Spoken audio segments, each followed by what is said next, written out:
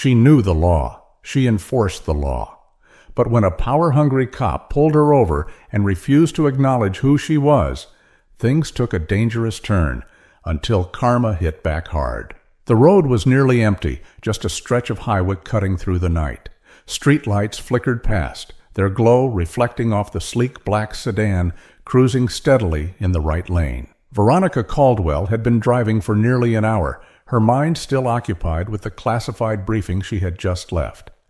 Being the newly appointed FBI director meant long hours and even longer nights, but she was used to that. What she wasn't used to, what she hadn't expected, was the sharp burst of red and blue lights in her rearview mirror. Her grip on the wheel tightened slightly, her eyes flicking to the speedometer. Exactly 65, not a mile over, no erratic movements, no reason to be pulled over. Yet the police cruiser behind her didn't budge. She exhaled through her nose and signaled to the right, guiding her car onto the shoulder of the road. Years of experience told her there was nothing to be worried about. She had worked alongside law enforcement her entire career. She knew the protocol. She understood the system. But as the patrol car rolled to a stop behind her, something gnawed at the back of her mind. Why? The officer took his time. Too much time. Veronica adjusted her rearview mirror, trying to catch a glimpse of him. The driver's side door of the cruiser finally swung open. The man who stepped out wasn't someone she recognized, which wasn't surprising. She didn't make it a habit to know every street cop in the state, but something about the way he moved. His posture was stiff, almost aggressive. His left hand rested on his belt, fingers curled near his firearm, while his right hand swung a flashlight back and forth as he walked up to her window. She pressed the button to lower the glass and kept both hands visible on the steering wheel. "Evening, officer." Her voice was calm, professional. The man peered down at her, light flashing across her face. Too long, too intrusive. License and registration. No greeting, no reason for the stop, just that. Veronica held back a sigh. This wasn't normal. "May I ask why I'm being pulled over?" she said evenly. The officer chewed his gum, staring at her for a beat too long before answering. License, registration. Veronica didn't move right away. Her instincts, the same instincts that had saved her life more than once in her career, told her this wasn't going to be routine. She needed to control this situation before it escalated. She spoke carefully. "Sir, I'm reaching for my purse on the passenger seat." No response. She moved slowly, retrieving her wallet and offering her FBI credentials along with her driver's license. The officer didn't take them. His eyes flickered across the ID, then back up to her. His expression didn't change. "FBI, huh?" She nodded once. "Yes, sir." Silence. And then, "Step out of the vehicle." The words weren't loud, but they landed like a slap. Veronica blinked. "Excuse me?" The officer took a half step back, right hand now hovering near his firearm. "Step out." The tension in the air thickened, pressing against her ribs. There was no reason for this. She had followed protocol to the letter. She had identified herself. Yet this man, this officer, was treating her like a threat. Veronica had seen this before. Not personally. Not like this. But she had read the reports. She had seen the footage. She was not about to become another headline. Her pulse was steady, but her mind was already running through her options. She knew how fast things could spiral. She also knew how to survive. But before she could decide her next move, the officer's patience snapped. He reached for the door handle, and that's when she knew this wasn't just a traffic stop. This was something else entirely. But Veronica wasn't going to let fear dictate what happened next, because she had spent her entire career preparing for moments exactly like this, and she wasn't going down without a fight. The click of the door handle sent a jolt through Veronica's body. Not fear, not yet, but a sharp awareness. Her left hand shot out, gripping the inside handle before Officer Daniel Kearns could pull it open. "Sir, step back," she ordered, her voice firm but measured. "You are outside of protocol." Kearns didn't move. If anything, his grip on the door tightened, his knuckles paling under the strain. I said, "Step out of the car." She could hear it now, the edge in his voice, the control he was trying to exert. Veronica had dealt with men like him before, men who mistook authority for dominance, who pushed lines to see how much they could get away with. But this wasn't some power-hungry bureaucrat in a suit. This was a man with a badge, a gun, and a temper. That made him dangerous. She tightened her grip on the door handle. "On what grounds, officer?" For the first time, Kearns hesitated. His lips parted as if scrambling for a response. But instead of answering, he did something worse. He took a step closer. The flashlight was still in his left hand, aimed directly at her face, blinding her to everything but his silhouette. "I don't have to explain myself to you." Veronica didn't blink. "Actually, you do." The flashlight beam didn't waver, but his jaw flexed, irritation replacing whatever thread of composure he had left. "Lady, I don't give a damn who you work for." Veronica's heartbeat was steady, controlled, but the reality of the situation was shifting. This wasn't just aggression. It wasn't just a cop overstepping. He wanted her to be afraid. And fear?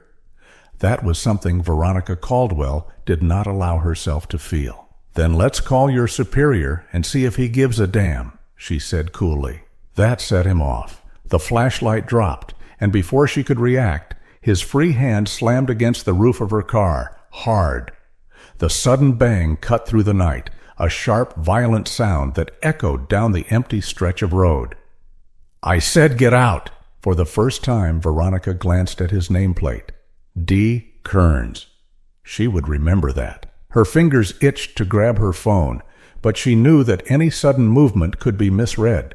She had seen it too many times. So she kept her hands visible and leveled him with a look she had used in countless interrogations, one that stripped a man down to the truth of himself. "You're making a mistake." Kearns let out a low, humorless chuckle. "No. The mistake was thinking you could pull rank on me." That's when she saw it, the shift in his stance, the way his right hand twitched near his belt. He was considering it. The air between them thickened. And then a second car pulled up. Red and blue lights swept across the scene as another patrol unit rolled to a stop behind Kearns's cruiser. For the briefest moment, she felt relief. Another officer meant a witness. It meant vote accountability. But then she saw who stepped out. Another white officer, tall, broad-shouldered, no nameplate visible in the glare of the headlights. Kearns didn't even glance back. That told her everything she needed to know. This wasn't backup. This was reinforcement. The second officer strode up beside Kearns, his eyes flicking between them before settling on Veronica. "Problem here?" he asked. Kearns smirked. "Just dealing with a non-compliant driver." Veronica stayed silent for a fraction of a second, weighing her options. She was outnumbered now, and Kearns knew it. The second officer took a step closer. "Ma'am, step out of the vehicle." Not FBI Director Caldwell, not even Miss Caldwell, just ma'am. She had been in dangerous situations before, but this felt different. This wasn't a hostile negotiation overseas. This wasn't a tactical mission gone wrong. This was home, and right now, home felt just as dangerous. She inhaled slowly, calculating her next move. Because if she made the wrong one, she wouldn't be the one writing the report tomorrow. But they would. Veronica could feel the tension settling in her bones, thick and suffocating. The second officer positioned himself slightly behind Kearns, a silent show of solidarity. This wasn't about law enforcement. This was about power. Her fingers rested against the steering wheel, her mind calculating her next move. If she refused, they would escalate. If she complied, she was at their mercy. There was no good choice. "Ma'am," the second officer repeated, voice deceptively calm.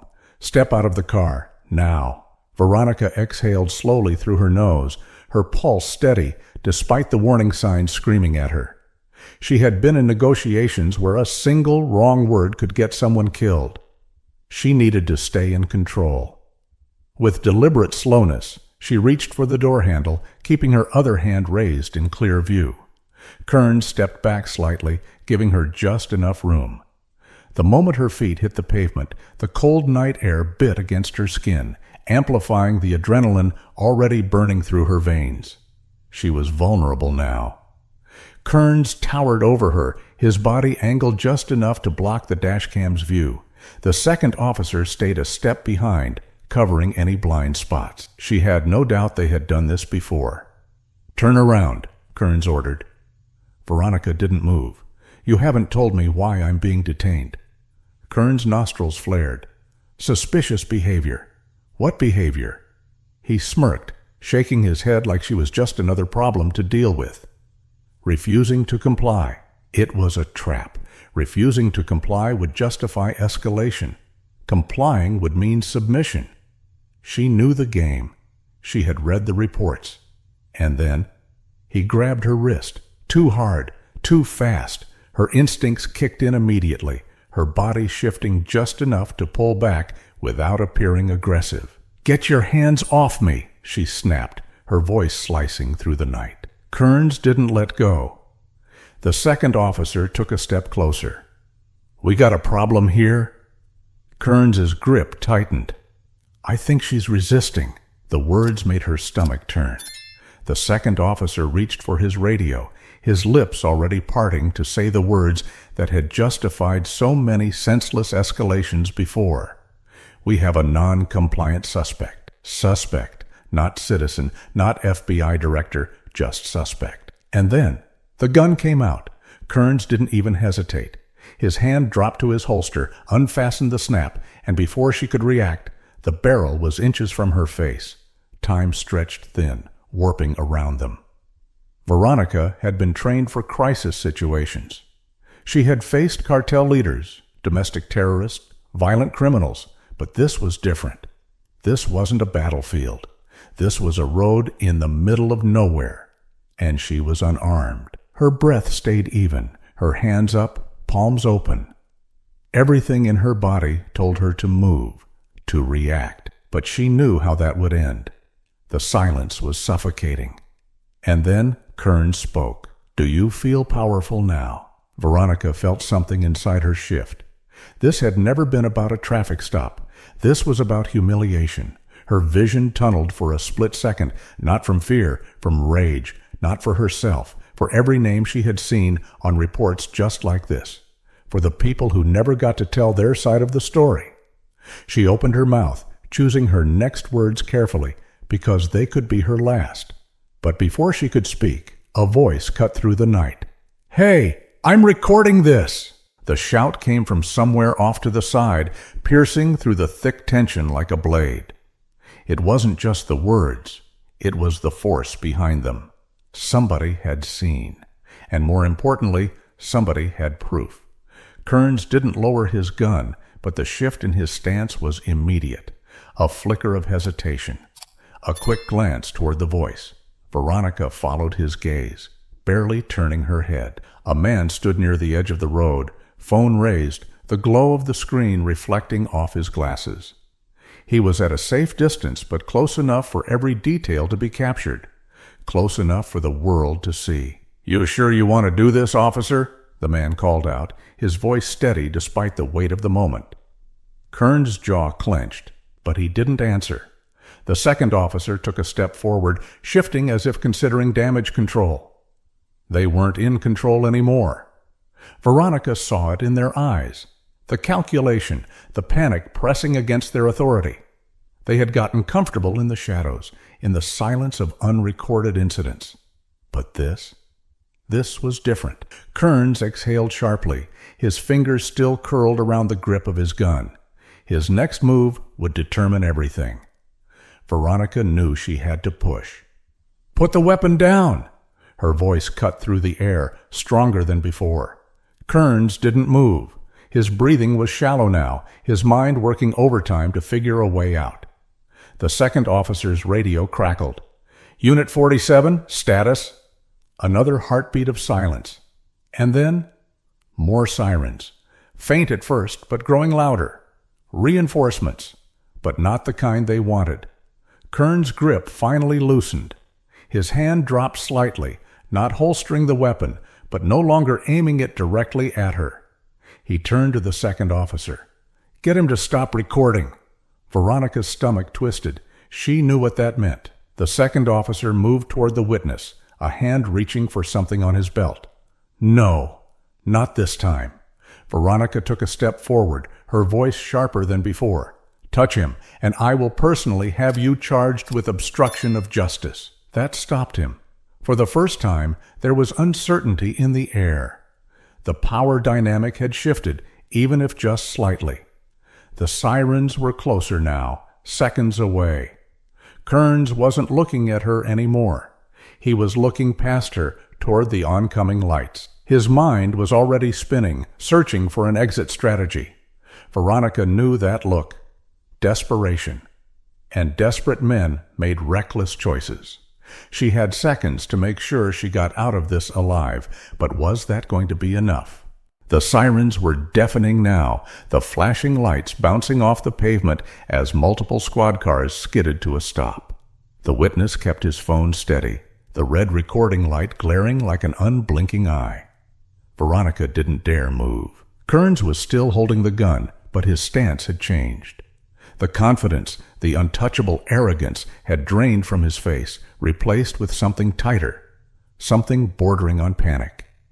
Doors flew open, officers poured out, hands hovering near their holsters, but not drawn. They didn't know what they were walking into. Then one of them recognized her. "Director Caldwell?" The name ripped through the tension like a bullet. Kearns barely reacted, but the second officer stiffened. His mouth parted, but no words came out. The officer who had spoken, a lieutenant by the insignia on his uniform, looked between them, taking in the scene. Veronica standing with her hands up. Kearns still gripping his weapon. The second officer hovering, unsure what to do next. And then, the witness, camera rolling, documenting every second. Veronica took the moment. She dropped her hands to her sides, not in surrender, but in reclamation. "Lieutenant, I want these officers detained. Right now." The command was clear, unshaken. The second officer took a step back. "Hold on!" "Not another word," Veronica snapped. Her voice was razor sharp, cutting through whatever excuse he had been about to throw out. "I know exactly what this was, and so does he." She motioned toward the witness, whose phone was still locked on them. The lieutenant hesitated. Veronica could see the gears turning. This wasn't just a bad stop. This was a career-ending disaster for whoever let it slide. Kearns must have realized it too. His fingers finally uncurled from the gun, and he let it drop back into the holster. His movements were slow, controlled. But his expression, it was seething. Veronica held his gaze. This time, she wasn't the one afraid. "This is a misunderstanding," Kearns finally muttered. His voice was low, like he knew the excuse sounded pathetic. Veronica tilted her head slightly. "Oh? Then let's clear it up at headquarters. Call internal affairs. Call the DA. This isn't going away." The second officer swallowed hard. His face had gone pale. The lieutenant finally moved. He turned toward the closest officer. "Cuff them both," Kearns snapped. "You've got to be kidding me!"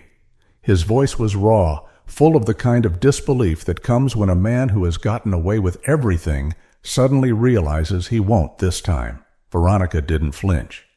"You pulled a gun on the director of the FBI, Officer Kearns. Let me know if you'd like to add resisting arrest to the list." She had spent her entire career watching justice almost happen, seeing cases get tangled in red tape, watching victims be treated like suspects. Not tonight. Kearns was still breathing hard when the cuffs clicked around his wrists. The second officer didn't resist. He just stared at the ground, like a man who had finally realized he had bet on the wrong side. The lieutenant turned to Veronica. "Director, are you—" "Get them out of my sight," she said flatly. And just like that, it was over. Or at least, this part was. Because Veronica knew. This wasn't just about two bad cops. This was about a system that let them thrive, and she wasn't about to let that slide. But what came next? That was even bigger than tonight. The cuffs around Kearns' wrists weren't just metal. They were the weight of consequences, the kind he had avoided his entire career. He stood rigid, his face twisted with disbelief as officers led him and his partner toward the waiting squad cars. He still thought this wouldn't stick. Veronica had seen that look before. Men like him always believed they were untouchable until they weren't. She took a slow breath, willing herself to stay composed. Anger wouldn't serve her now. Action would. The witness was still standing on the shoulder of the road, his phone now lowered, but still recording. His gaze met hers. "You good?" he asked. Veronica nodded. "Thanks to you?" He hesitated. "They do this all the time." "Just not to someone like you." That stung in a way she hadn't expected. Because he was right. This wasn't new. She just happened to have the power to do something about it. More officers arrived, some of them eyeing Kearns and his partner with barely concealed judgment. The lieutenant who had taken charge earlier walked back toward Veronica. "Director Caldwell," he started carefully, "do you want to press charges personally, or—" Veronica shook her head. "This isn't personal. This is systemic. I'll be filing an official report first thing in the morning, and I want internal affairs involved immediately." The lieutenant exhaled, rubbing the back of his neck. "Understood." She wasn't finished. "I also want access to both of their disciplinary records. Full transparency." The lieutenant hesitated. Veronica leveled him with a stare. "If you think I'm letting this get buried, you don't know who you're talking to." Silence. Then, reluctant agreement. "I'll make the call." Good, because this wasn't just about one traffic stop. This was about all the ones that never got recorded. The footage hit the news before dawn. By noon, the Justice Department had announced a formal investigation.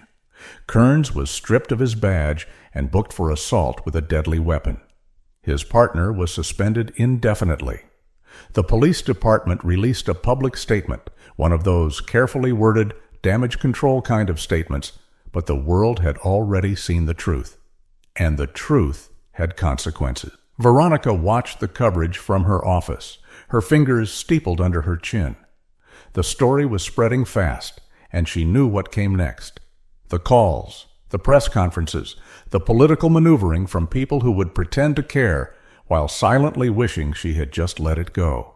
But she wasn't letting anything go. Her phone buzzed. She glanced at the screen. An unknown number. Normally, she wouldn't answer.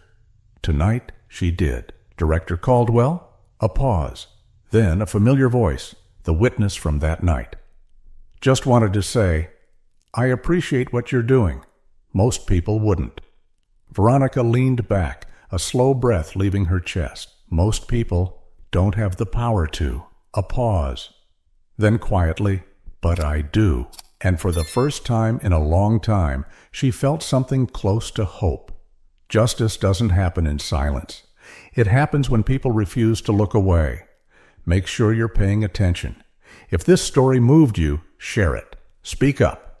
And never let the truth go unheard.